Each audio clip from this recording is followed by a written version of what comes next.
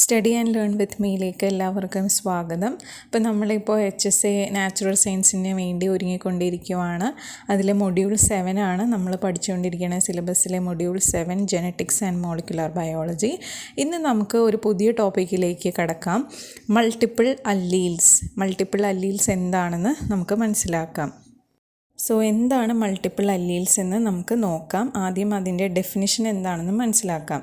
It is defined as 3 or more alternate forms of the same gene having different phenotypic effect and located on the same locus of the homologous chromosome. ഇതാണ് multiple alleles എന്ന് പറഞ്ഞാൽ. ഇനി നമുക്ക് exam point of വ്യൂവിൽ നമ്മൾ പ്രധാനമായിട്ടും ഇതിൻ്റെ എക്സാമ്പിൾസാണ് മനസ്സിലാക്കി വെക്കേണ്ടത്.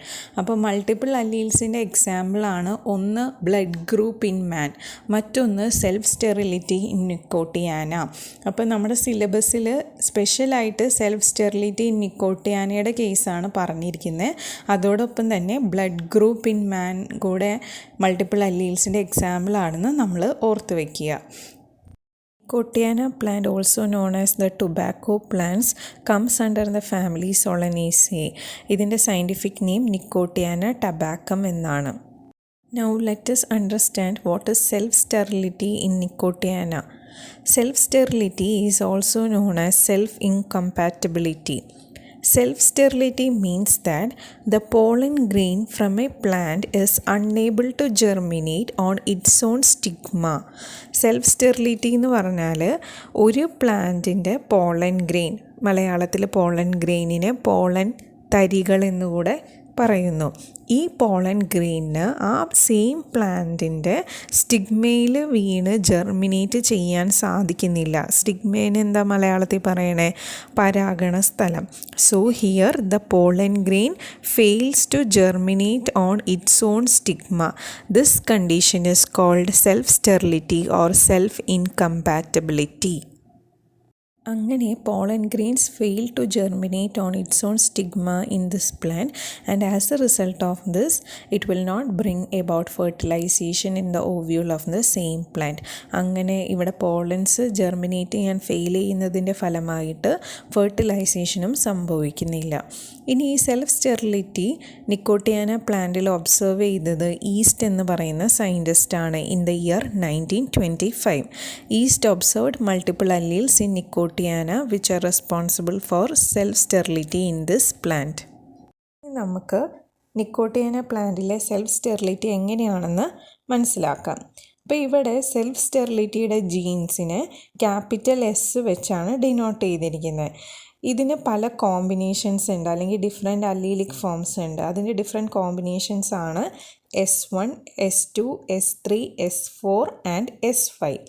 ഇനി ഇതിൽ ഹോമോസൈഗസ് കണ്ടീഷൻ എന്ന് പറഞ്ഞാൽ സെയിം കോമ്പിനേഷൻസ് ആകുന്നതിനെയാണ് ഹോമോസൈഗസ് കണ്ടീഷൻ എന്ന് പറയുന്നത്. ഫോർ എക്സാമ്പിൾ S1 ആണെങ്കിൽ അത് ഹോമോസൈഗസ് കണ്ടീഷനാണ്. S2 ആണെങ്കിൽ അത് ഹോമോസൈഗസ് കണ്ടീഷനാണ്. അതേസമയം അത് S2, S3, S4 എന്നൊക്കെ പറയുന്നത് അതിൻ്റെ ഹെറ്ററോസൈഗസ് കണ്ടീഷനാണ്. When a cross is made with different combinations, if it is in homozygous condition, then it will not produce the pollen tube. അതായത് ഇവിടെ ഹോമോസൈഗസ് കണ്ടീഷൻ S1, S2 അങ്ങനെയുള്ള കോമ്പിനേഷൻസ് ആണ് വരുന്നതെങ്കിൽ ഇവിടെ പോളൻ ട്യൂബ് ജെർമിനേഷൻ നടക്കില്ല.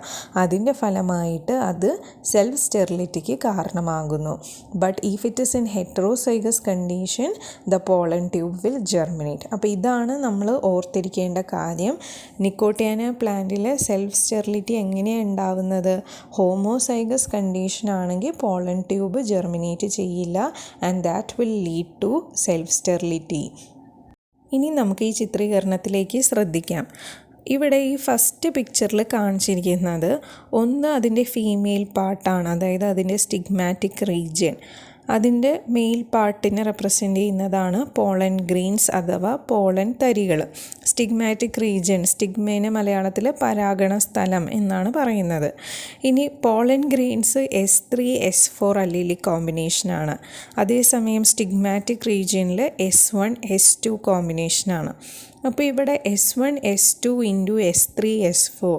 അപ്പോൾ ഇവിടെ എല്ലാം ഹെറ്ററോസൈഗസ് കണ്ടീഷൻ ആയതുകൊണ്ട് ഇവിടെ പോളൻ ട്യൂബ് അഥവാ പരാഗനാളി പോളൻ ട്യൂബ് ജെർമിനേഷൻ നമുക്കിവിടെ കാണാൻ സാധിക്കും.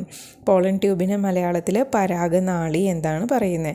അപ്പോൾ ഈ ഒരു ഫസ്റ്റ് കോമ്പിനേഷനിൽ എല്ലാം ഹെറ്ററോസൈഗസ് കണ്ടീഷൻ, അതായത് ഡിഫറെൻ്റ് അല്ലീലിക് കോമ്പിനേഷൻസ് ആയതുകൊണ്ട് ഇവിടെ പോളൻ ട്യൂബ് അല്ലെങ്കിൽ പരാഗനാളി ജെർമിനേറ്റ് ചെയ്യുന്നതായിട്ട് നമുക്ക് കാണാൻ സാധിക്കുന്നു. ഇനി സെക്കൻഡ് പിക്ചറിലേക്ക് നോക്കൂ. ഇവിടെ പോളൻ ഗ്രെയിൻസിൽ S3 S1ഉം സ്റ്റിഗ്മാറ്റിക് റീജിയനിൽ S1 S2 കോമ്പിനേഷനാണ്.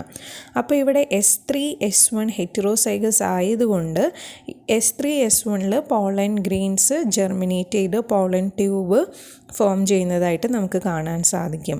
അതേസമയം S1 S1 ഹോമോസൈഗസ് കണ്ടീഷൻ ആയതുകൊണ്ട് ഇവിടെ പോളൻ ഗ്രെയിൻ ജെർമിനേറ്റ് ചെയ്യില്ല. അപ്പം നമ്മൾ ഇവിടെ ഓർത്തിരിക്കേണ്ട കാര്യം ഇത്രയേ ഉള്ളൂ. ഹോമോസൈഗസ് കണ്ടീഷനിൽ അത് ജെർമിനേറ്റ് ചെയ്യില്ല, അത് സെൽഫ് സ്റ്റെറിലിറ്റിക്ക് കാരണമാകുന്നു. ഹെറ്ററോസൈഗസ് കണ്ടീഷനാണെങ്കിൽ പോളൻ ഗ്രെയിൻ ജെർമിനേറ്റ് ചെയ്യും. ഇനി ലാസ്റ്റ് പിക്ചറിലേക്ക് ശ്രദ്ധിക്കാം. ഇവിടെ പോളൻ ഗ്രെയിൻസിൽ S2 S1 കോമ്പിനേഷനും സ്റ്റിഗ്മാറ്റിക് റീജിയനിൽ S1 S2 കോമ്പിനേഷനാണ്. അപ്പോൾ ഇവിടെ എല്ലാം ഹോമോസൈഗസ് കണ്ടീഷൻ ആയതുകൊണ്ട് pollen grains fail to germinate. അപ്പം നമ്മൾ സെൽഫ് സ്റ്റെറിലിറ്റി നിക്കോട്ടിയാന, എങ്ങനെയാണ് നിക്കോട്ടിയാന പ്ലാന്റിൽ സെൽഫ് സ്റ്റെറിലിറ്റിക്ക് കാരണമാകുന്നു എന്ന് ചോദിച്ചു കഴിഞ്ഞാൽ നമ്മൾ എഴുതേണ്ട ആൻസർ ഇതാണ്. ഹോമോസൈഗസ് കണ്ടീഷനാണെങ്കിൽ അവിടെ പോളൻ ഗ്രെയിൻസ് ജെർമിനേറ്റ് ചെയ്യില്ല, അത് സെൽഫ് സ്റ്റെറിലിറ്റിക്ക് കാരണമാകുന്നു. ഹെറ്ററോസൈഗസ് കണ്ടീഷനാണെങ്കിൽ പോളൻ ഗ്രെയിൻസ് ജെർമിനേറ്റ് ചെയ്യും. ഇത്രയാണ് നിക്കോട്ടിയാന പ്ലാന്റിലെ സെൽഫ് സ്റ്റെറിലിറ്റിയെക്കുറിച്ച് നമുക്ക് പഠിക്കാനുള്ളത്. ഇനി ഈ ഒരു ചിത്രീകരണത്തിൽ ടാബുലാർ ഫോമിൽ ഈ ഒരു ക്രോസ്, ഇപ്പോൾ ഈ നിക്കോട്ടിയാന പ്ലാന്റിലെ സെൽഫ് സ്റ്റെറിലിറ്റിയുടെ ക്രോസ് ടാബുലാർ ഫോമിൽ കാണിച്ചിരിക്കുന്നതാണ് കാണുന്നത്. അപ്പോൾ നമുക്ക് ഇവിടെ ഈ പടത്തിലേക്ക് ശ്രദ്ധിച്ചു കഴിഞ്ഞാൽ മനസ്സിലാക്കാം. ഒരു സൈഡിൽ മെയിൽ പാരൻറ്റ്, അതാണ് അവിടെ പോളൻ സോഴ്സ് ആയിട്ട് എടുത്തിരിക്കുന്നത്. ഒരു സൈഡിൽ ഫീമെയിൽ പാരൻറ്റിനെ റെപ്രസെൻ്റ് ചെയ്തിട്ടുണ്ട്, അത് അതിൻ്റെ സ്റ്റിഗ്മാറ്റിക് റീജിയനാണ് കാണിച്ചിരിക്കുന്നത്.